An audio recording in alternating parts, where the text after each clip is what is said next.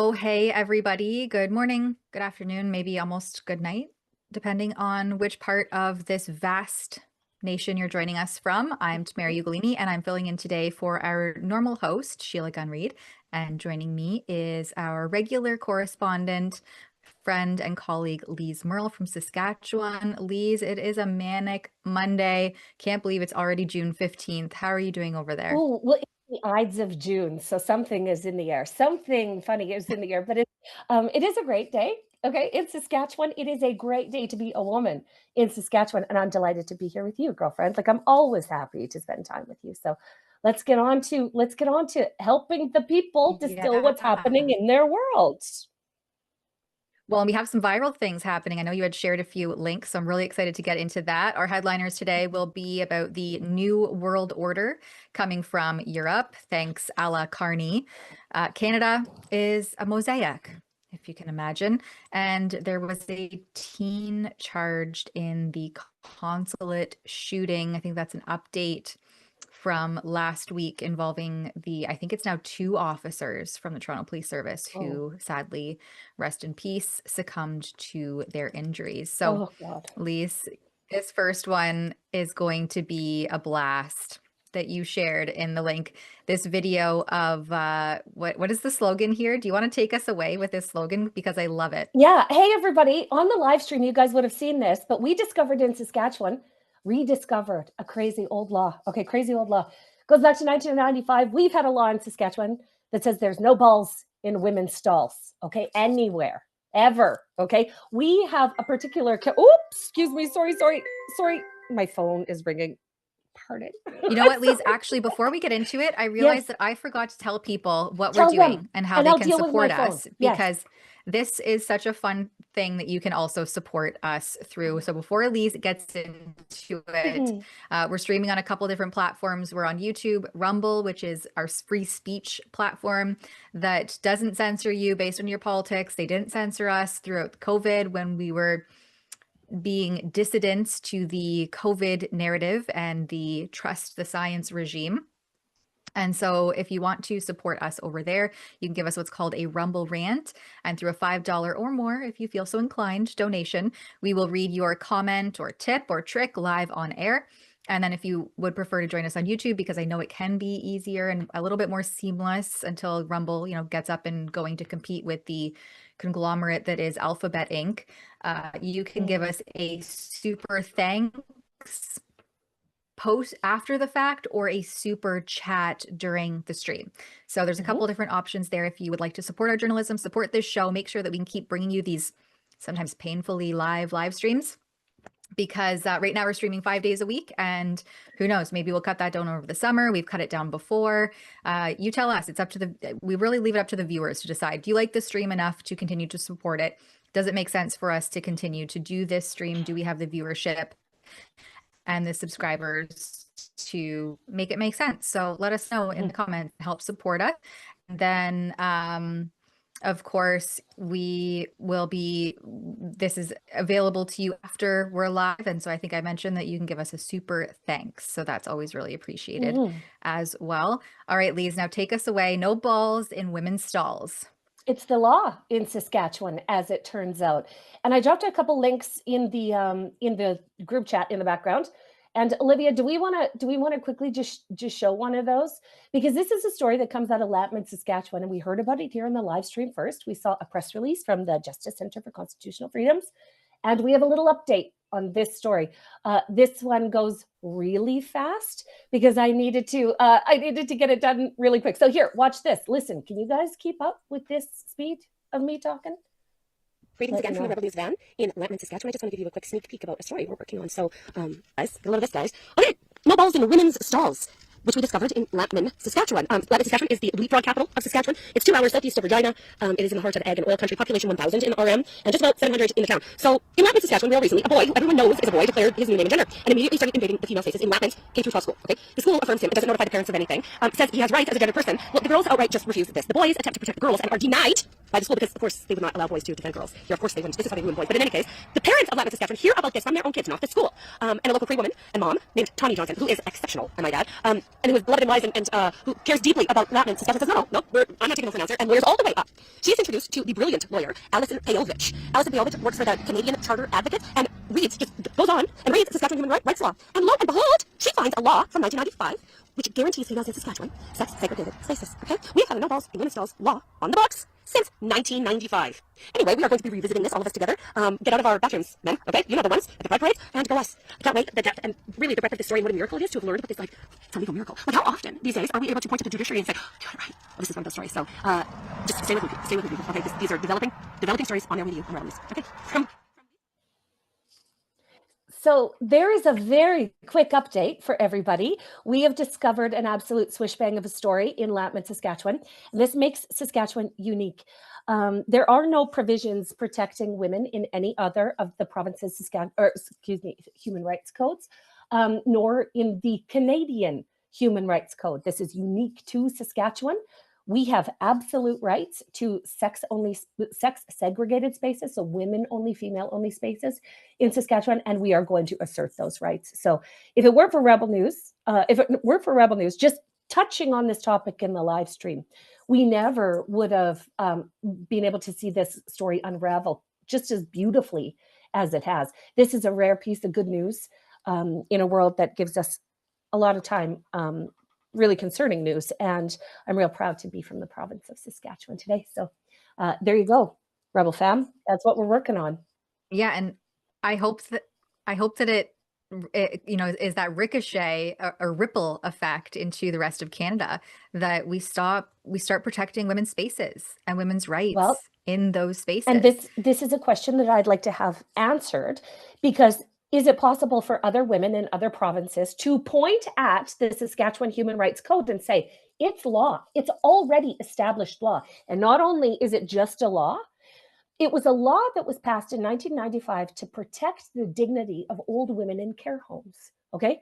Old women in care homes said, we want female only care and spaces in our care homes. And somebody fought them on it. Okay. The women won. Somebody fought them on it again. Okay. And it was upheld on appeal. So not only is this a law, it's already a law that has been established, doubled down. It's a precedent setting law in Saskatchewan. Saskatchewan women and girls are able to eject men from our single sex spaces without the threat of a claim of discrimination on the other end. So the other side will say, and has been saying, you cannot discriminate against a gender identity or any kind of gender expression in this country. In Saskatchewan, it is not discrimination to eject a man from female spaces. That is the nuts and bolts of this story. I look forward to coming up with some sort of public service campaign to notify the women and girls of Saskatchewan of their rights. But again, it is a beautiful day to be from this province. And I'm so proud of Tawny Johnson from Lambton, Saskatchewan. Amazing. I can't wait to see more on this story and more on this file, especially what kind of fun graphics might even be deployed for a campaign like this. No balls in women's stalls. The strategy is just endless on this one. Like, we're gonna have this is what I could tell you for free. We are gonna have a good time with this in Saskatchewan over here at Rebel News. So stay tuned, everyone. Don't we always? It's always a good time. It is. That's why I love our Rebel Live events, because it's just always so much fun to meet and mingle in person and have some laughs with like mind. All right, moving on to Carney being, he's called Conman Carney for a reason. And he was in Ireland, I think it was, preaching about this new world order, right? This isn't the first time we've heard him say this. I believe it was his Davos speech back earlier this year that really drew headlines and went viral for his new world order remarks and with Scott Moe dissolving. Oh, and that one too. That was when they went to China. So there was kind of these. He's been. So it's been a repetitious thing, a theme for Carney that he's been promoting this pronouncing idea. we're all part of this new world order and dissolving the old world order and that relationship we had with the United States. And he's told Canadians repeatedly, and I guess obviously also the Americans, that old relationship that we had is effectively over. And he said this very clearly, very articulate, with articulation. It's not just a mincing of words. He was very serious about the direction that he's been taking with the country. And so we have yet again another video to share of Carney cozying up to the New World Order, which we know involves Europe and China. Le nouvel ordre mondial se construira à partir de Will be l'Europe. built out of Europe. Le Canada est le plus Canada européen des is pays the most non-européens. non-European Et nous sommes of en European train de countries. transformer And we are notre currently coopération transforming avec our l'Union cooperation européenne. with the En European juin Union. dernier, nous avons Last conclu June, un nouveau we partenariat reached a new qui partnership a with renforcé the notre European Union coopération sur that le has plan du strengthened climat, our cooperation des technologies on et du climate, commerce. technologies, février, and trade. Le Canada est devenu In le February, premier membre non Canada européen became du the first mécanisme non-European SAFE, member initiative of the SAFE en mechanism, matière an d'approvisionnement initiative by de the défense. European Union Nous on avons defense déjà procurement. établi plus de We have 50 already partenariats established dans le secteur des 56 minéraux partnerships critiques dans on plus critical de 10 minerals pays in more en than Europe. 10 countries, primarily Dans un in monde Europe. plus dangereux et divisé, In a le world Canada that is more choisit de dangerous and partir divided, et de Canada is travailler choosing to en build partenariat and to work in avec partnership with Europe. l'Europe. Finally,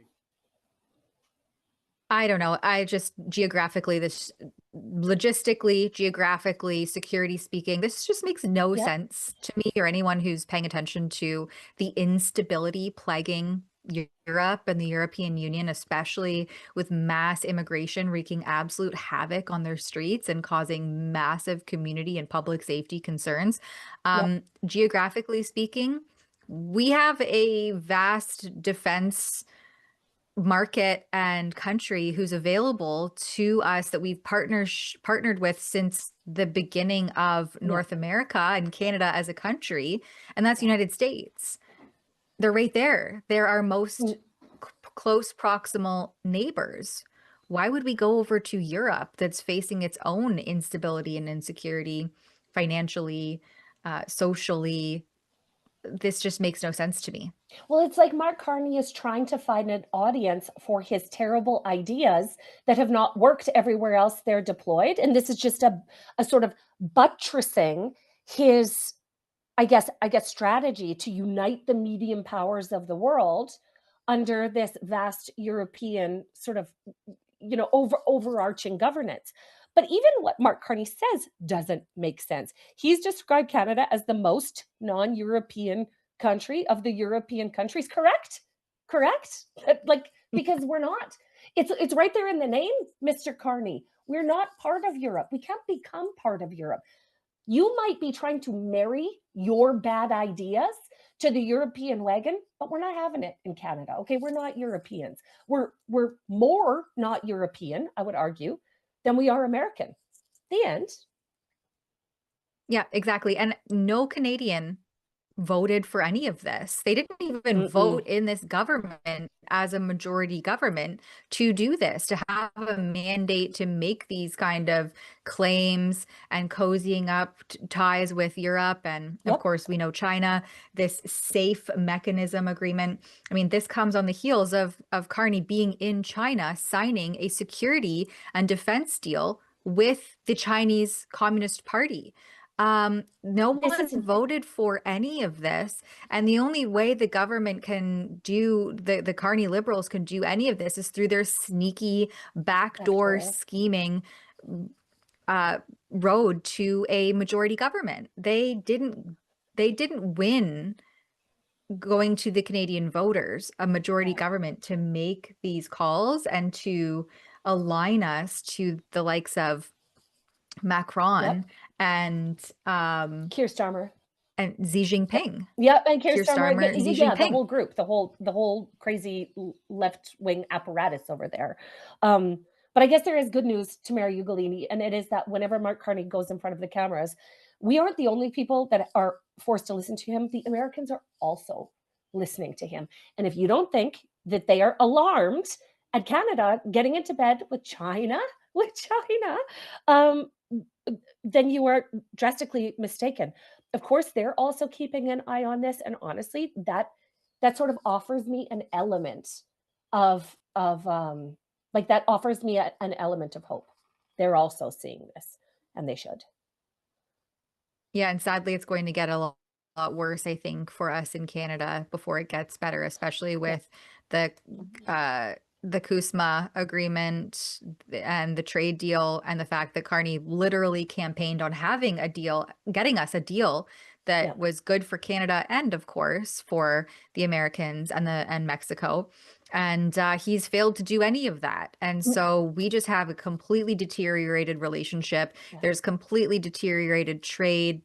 I don't even think there's going to be a deal at all at this rate. I think it's up for negotiation. I mean, it's supposed to be negotiated right now. I can't remember when the actual new agreement should be coming out and be finalized. But I'm not confident that we'll have anything.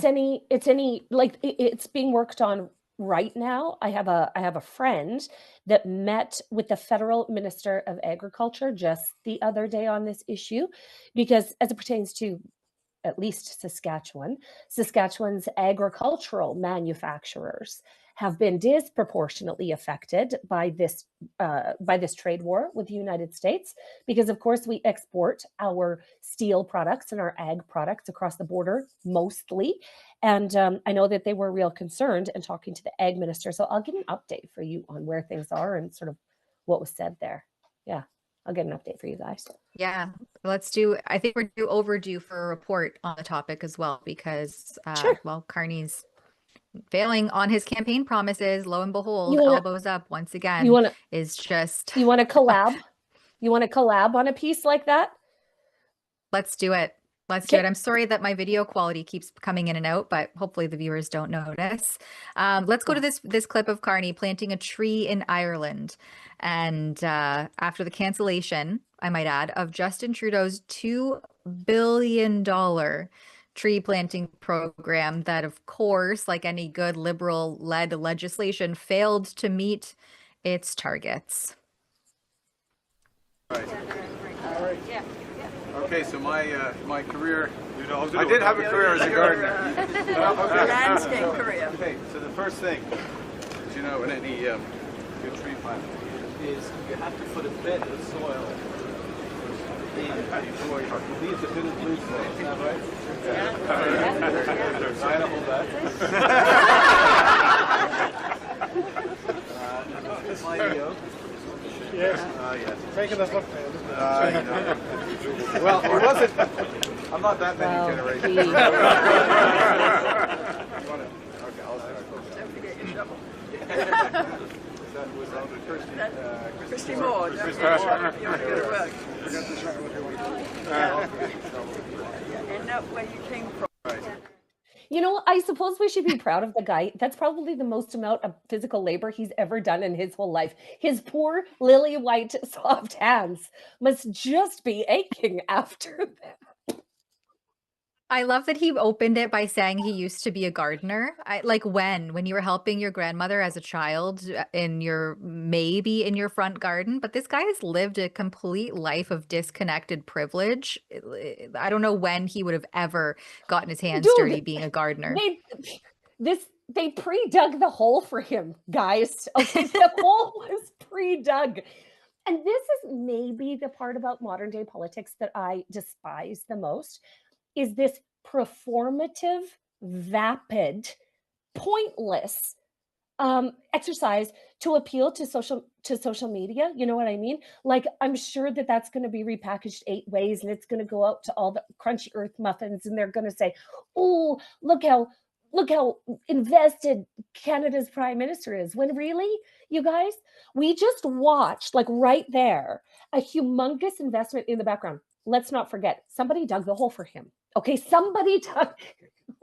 You can try to do less work. Like if you tried, there couldn't be an easier way for a man to plant a tree or garden, as it is anyway. I just hate this about modern day politics. Gardner Carney, where are your memes at? Let's get some memes on that. Speaking of Carney, last clip here from him, because I don't know how much more I can tolerate, to be honest. He says that Canada is a mosaic, not a melting pot. And he argued that Canada's strength comes from those distinct parts and multiculturalism held together, interestingly, not assimilation. Canada is a mosaic, not a melting pot. And this is a distinction that matters. Because a mosaic doesn't dissolve or blend its pieces. Each is stitched to each, and all the pieces hold all. And the beauty is in the arrangement, not in the blending. So those Irish who came before my grandparents helped to build that mosaic in Canada. Actually, Mr. Prime Minister, Canada was founded on the supremacy of God and the rule of law. Thank you so much. Thank you so much for allowing me to correct your misinformation. Thank you. Thanks for coming to our 20-second TED Talk. That's all that needs to be said. There you have it. There's no mosaic. We're not sewing everyone's bits and pieces together. There is a melting pot, and we do have to assimilate, because otherwise it's going to be havoc wreaked on our social fabric. And I think it's the likes of the CBC and the government and themselves, the Privy Council office, who says, oh, we need to have this social cohesion.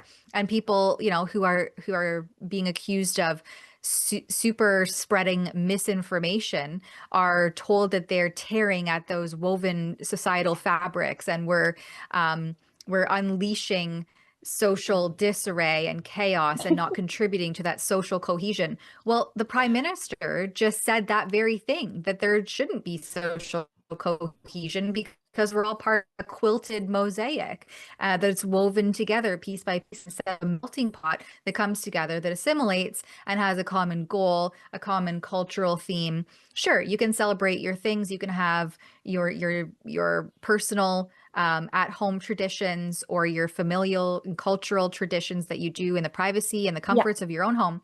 But when it comes to running a country, I don't think a mosaic is going to work very well. And that social cohesion that the Privy Council office and the likes of the Liberals like to talk about, that doesn't come from a mosaic. That comes from a melting pot.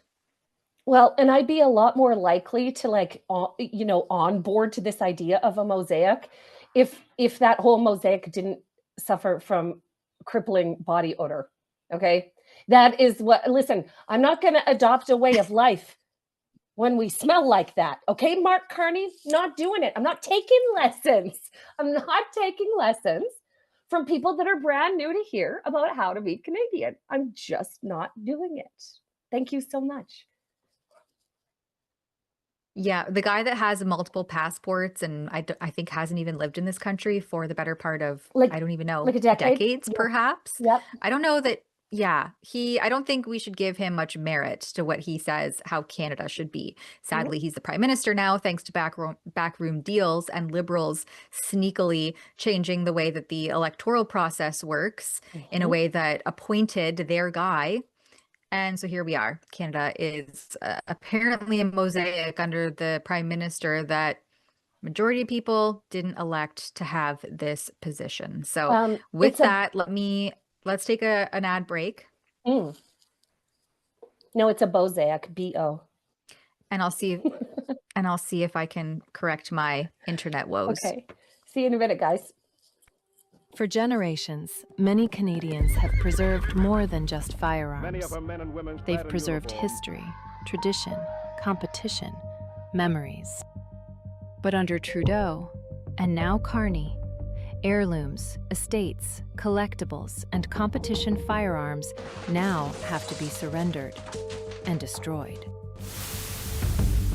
While violent gun criminals get pass after pass, openly ignoring any legislation, lawful gun owners are trapped in an increasingly unfair legal system.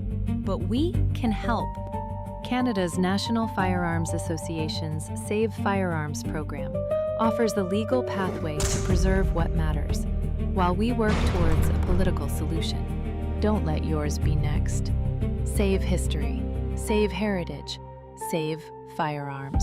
Visit nfa.ca today to learn more. Do you have pride fatigue? Are you exhausted by the thought of another pride season force-feeding rainbows down our throats like it's mandatory? If so, I'm Lise Merle from Rebel News, and I'd like you to meet Buck the Rainbow Unicorn, my 3-time Amazon best-selling children's book that stormed to the #1 spot on Amazon's global hot new releases in the wild 2 weeks before Christmas. And I'm just wondering, would it be possible to keep him trotting up the charts? You see, Buck is convinced that he's a rainbow unicorn. From his lustrous mane and sparkling feet, he's a full drama queen. Until one day, a wise little girl and his family gently break it to him that he's actually not a rainbow unicorn, but a perfectly healthy horse. The reviews for Buck the Rainbow Unicorn are unreal. This is a must-read for all children. Well done. A wonderful take on a currently twisted topic in today's society, and a refreshing message for kids. A heartwarming, laugh-out-loud rhyming story about honesty, imagination, and self-acceptance. This Pride season, skip the fetish parades and instead share the gift of truth, love, and prairie pride. Visit bucktherainbowunicorn.com to order your copy today. Thanks. Canada's been told to just quit smoking for decades, same message over and over, and yet millions of Canadians still smoke. So let's ask a follow-up question. For those who don't quit, what about change? In 2026, Canada has options that didn't exist years ago. Smoke-free alternatives for adults who would otherwise continue smoking. That doesn't mean risk-free, it means informed choice. If you don't smoke, don't start. If you smoke, quit. But for those who don't quit, change could still be part of the conversation. That's why Canadians should check out unsmoke.ca, an information resource focused on smoke-free alternatives and honest facts, not judgment. Put the lighter down, Canada. Learn what your options are. In Canada, firearms owners like me understand the importance of safe, effective self-defense options. That's why we're proud to have Byrna as a sponsor. Byrna's less lethal launchers are designed to help protect you and your family without taking a life. Byrna offers peace of mind, accessibility, and a practical layer of personal security for Canadians who value safety. Learn more at byrna.ca/rebel. That's byrna.ca/rebel. Canadians know the national anthem. They stand in silence to remember those who died for this country. But not every Canadian knows their rights and freedoms. The Freedom Passport will change that. It looks and feels like a Canadian passport, but contains the Canadian Charter of Rights and Freedoms in a portable, easy-to-read format. The Freedom Passport. Order one for yourself and for all the freedom lovers that you love at freedompassport.ca. Big news! Rebel News now has premium memberships on X, Locals, and right here on YouTube. For just $4.99 a month on YouTube, you'll get loyalty badges, custom emojis, and access to members-only chats during our live streams. At $8.99 a month, you'll also unlock Rebel News Plus shows and our documentaries. But here's the catch. YouTube could cancel that premium tier at any time. That's why the best way to support us is at rebelnewsplus.com. It's just $8 a month, cheaper if you go annual, and you'll get exclusive extras like an ad-free site, comments access, and even the chance to submit op-eds. Wherever you join us, thanks for keeping our independent journalism alive and strong. Before we get back to the show, a really quick message from our friends at Rumble Wallet. We hear a lot about crypto, but here's the part most people miss. Crypto was created so you can actually own and control your money. After the 2008 financial crisis, Bitcoin was designed as an alternative to banks. So instead of the bank holding your money, delaying transfers, or limiting access, you're in control. And if you've ever had to wait for a transfer to clear, you've felt that problem. Now, fast forward to today, everybody's heard of crypto, but getting started still feels complicated. That's exactly why you should use Rumble Wallet. It takes that complexity and it makes it simple. Choose what you want: Bitcoin, dollar-backed stable coins, or even digital gold backed by real gold. No complicated setup. It connects to MoonPay, so you can use your credit card, debit card, or bank card and be up and running in minutes. Once you're set up, you can even support your favorite Rumble creators like us, for instance, directly. So do this now. Scan the QR code that you see on your screens right now and click the link in the description and download Rumble Wallet. From there, you can set up your wallet, tap buy, and you're in the game. In just a few minutes, you can go from hearing about crypto to actually owning some. You know, I might do that later. I might just do that later. So everybody download Rumble Wallet. Thanks. Tamara, Ugolini, we're back, and we are suffering some tech malfunctions in the background, which we are just going to go right through. Yes, I'm sorry about this. We're just going to try to move as seamlessly as possible, if that works. So next on the docket, we have the Online Harms Act. Of course, this is liberal legislation that they've been trying to implement for part of, what, 6+ years, I think, and Parliament was prorogued, and then there was a snap election and another snap election. It just keeps getting kind of reset because everything dies on the floor that is in the works when Parliament is dissolved or prorogued or there's a snap election. And so this online harms bill is just a reinvigoration of previous attempts to essentially censor the internet, which the Liberals seem really keen on eventually implementing, not that they haven't really already. But Minister Miller, who's, I believe, the Canadian Heritage Minister now. He was previously Minister of Health for a little bit, I believe, and then he was the Immigration Minister, and now he's the Canadian Heritage Minister. I don't know, whatever that means. But they're having, of course, ongoing conversation about this legislative attempt to control online harms. And he says that this isn't the last word on child social media safety. So this, of course, comes on the heels of the Liberals also making waves and moving forward in banning the use of social media for anyone under the age of 16. Looking to Australia, who's had this implemented for, I believe, almost a year now. It's not working in Australia.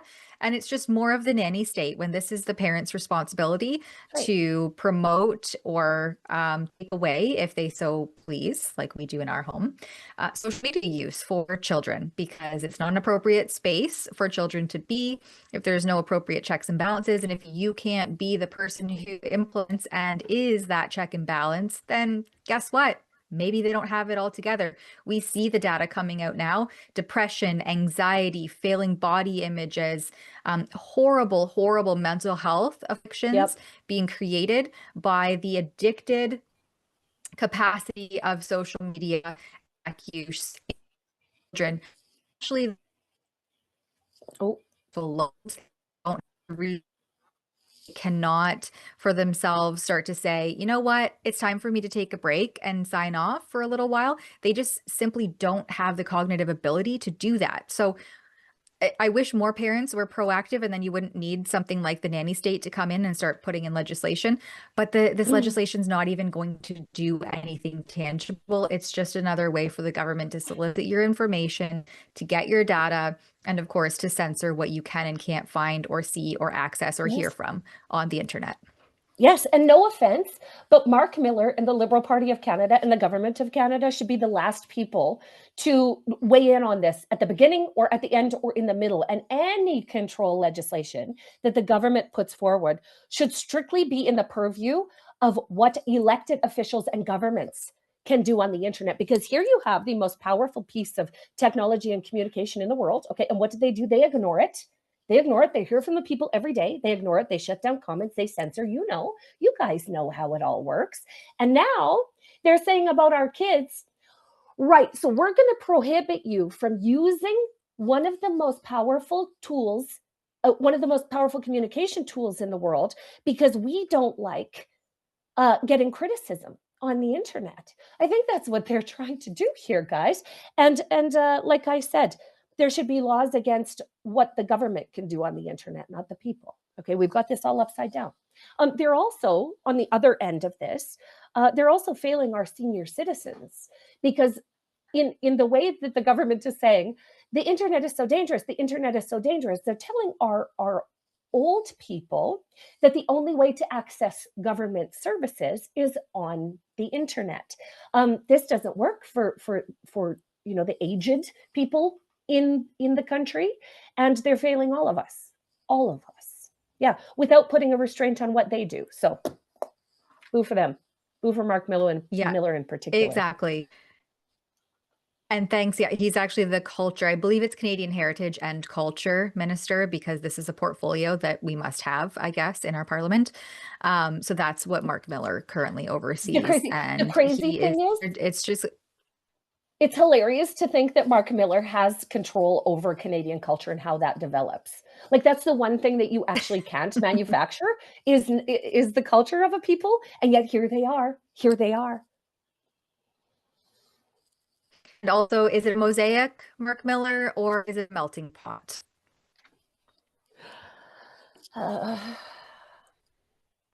We also have, I believe this is a clip here from Roman Baber, and he's a conservative, and he is basically telling the government from one side, claiming that they're going to implement this online act to keep kids safe online and under the guise of child safety and all these things. And on the other hand, you can be a 15-year-old and head on to a supervised consumption site and inject fentanyl in a taxpayer-funded facility. And so we have Roman Baber calling this out. And I wish that my internet was better today, because there is, I believe, a video. So if you have No, there's no video, but I saw Ezra follow this up by saying, yeah, and like change their gender. So in Canada, the government is saying, oh, your kids can't have a Facebook account. You have to stop using their Snapchats, and they can literally change their name and gender and get surgery to do it in Canada. Like, upside down world. Completely upside down world. But no Facebook account for you. No Facebook account for you, you genderless, guys. fentanyl injecting children. It's just a wild upside down. I like that Roman he just buttons up his remarks there by saying more evidence that modern liberalism is a mental disorder. There you have this. Yep, perfect. Okay, Perfectly moving said. right along. Let's just get to this last headliner. And I'm sorry, this is difficult to follow because of my lag here, my internet lag. But the Toronto police have finally charged a minor, an 18-year-old, in connection with a March 10th shooting at the U.S. consulate in Toronto. So Sheldon Tracy Stewart was arrested and charged on Thursday with 11 counts, including discharging a firearm, illegal firearm possession, and vehicle theft. And now, back in March, when this all happened, this attack on the U.S. consulate, the police told the public that there was no threat to public safety. And so they were, quelling the public's concern and saying, no, don't worry. It was just kind of a one-off and nothing to see here, folks, essentially. And then you saw that the police officers last week were executing a warrant at different locations and residences in connection to this shooting dating back to March 10th. That's where I believe it was both the officers now who responded to that, one in the apartment complex. I believe it was borderline Mississauga area. The one definitely succumbed to his injuries, rest in peace. And I believe the other responding officer did as well. And so the police have not arrested, as far as I know, that Zara, I can't remember his last name, but he's still, wanted. But they have now tracked down this Sheldon Tracy Stewart, the original guy they were looking for, and charged him with this incident. So, I guess just a few months it takes to execute, this takedown by the Toronto police. And the interesting thing is he was actually out on bail or he was on a release order. So court documents obtained by Global News also allege that Tracy Stewart was bound by a release order at the time of his arrest. He was accused also of failing to comply with a condition prohibiting him from possessing weapons, including firearms, ammunition, imitation firearms, crossbows, explosive substances, or any item designed to cause injury or intimidate another person. So it sounds like he was out on bail. Yep. The system had already seen him and they said, okay, behave and leave. And then this happens. Well, the wheels of justice turn slow, but it looks like it is in this case. And we're just thinking about all of the families who experienced this great loss. Yeah, the article goes on to say about Constable Mark Pinizotto, who was a member of the emergency task force. He was shot as officers executed the search warrant at 15 Martha Eaton Way, an apartment building near the Trethway and Black Creek Drive at about 5:40 a.m. That was last week. So it's all in connection to and dates back to that March 10th consulate attack. And also after that March 10th consulate shooting, an Iraqi national was arrested in the US and charged with terrorism offenses. So this is definitely speaks to a larger national security threat that's proliferating on the streets of Toronto, obviously in the US as well.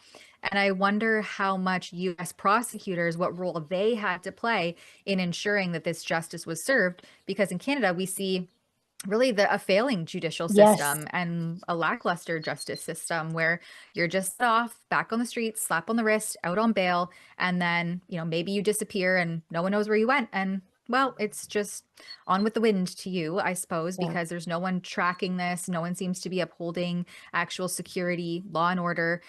So I have a sneaky suspicion that this was actually the U.S. who was putting their foot down, tracking these guys, and putting the pressure on their Canadian counterparts to instill and get this justice. That is a good theory, Tamara Ugolini, because back in March when this original thing happened, it was sort of like the prevailing corrupt mainstream media narrative was, not much to see here, just a little event or whatever. But this story goes to show you that when you don't deal with things, this is the consequence. Now, a family is missing their loved ones. Police have been killed in the line of duty trying to follow up on this, and we must stop acting like this doesn't impact our communities, because of course it does. When there's no accountability, things are gonna come to a boil and boil over, and this is what we're seeing here. But thank God for the United States, being involved in our business sometimes. Right? Yeah, I would say that's even more reason to continue to strengthen and build on those security partnerships rather than dissolving them and heading over to the likes of China to try to secure better security. It just logically makes absolutely zero sense. I'll just read this. Sasquatch Chronicles gives us $20. Thank you so much. Says, kind of bummed watching Canadians boo our national anthem at the World Cup. We sang the Canadian national anthem at the White House, UFC 250. The last thing Canada wants is having regular Americans against you and your country. Yeah, that's so disgraceful.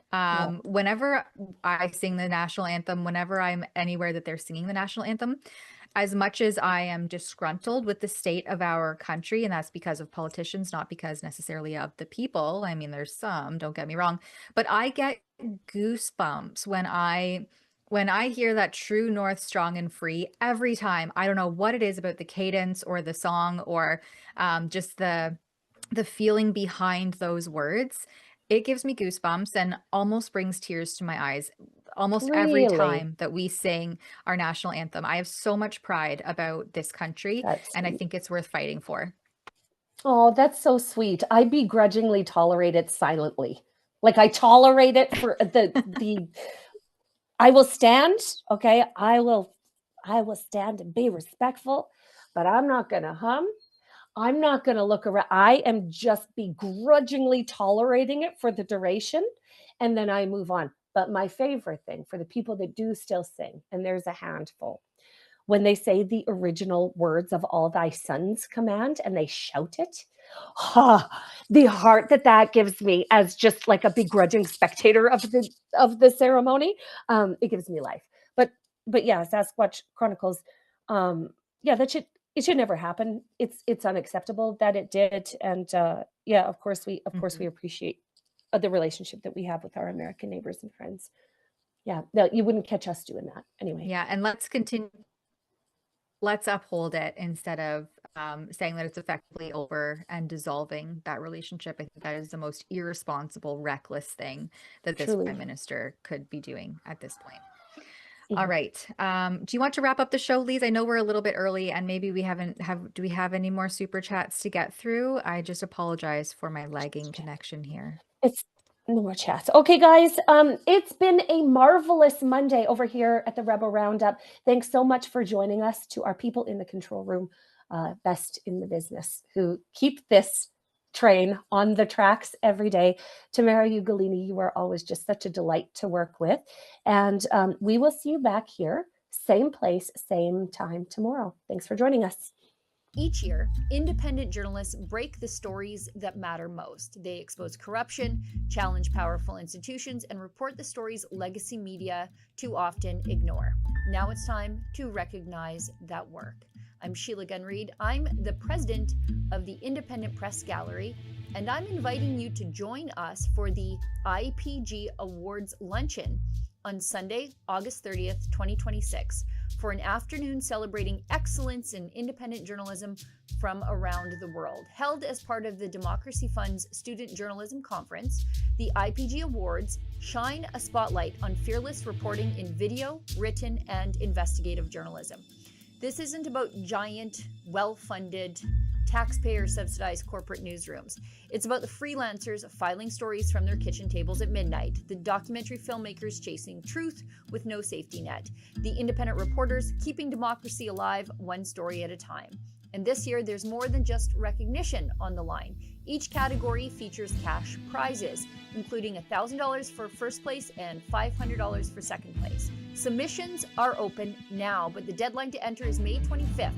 So don't wait until the last minute panic and coffee-fueled regret kicks in. If you're an independent journalist, editor, filmmaker, publisher, student journalist, or simply someone who believes in press freedom, this event is for you. The IPG Awards Luncheon takes place Sunday, August 30th at 12 at the Novotel North York in Toronto. Submit your work, apply to attend, or grab your tickets today. Find out more at independentpressgallery.com, because independent journalism deserves its own stage.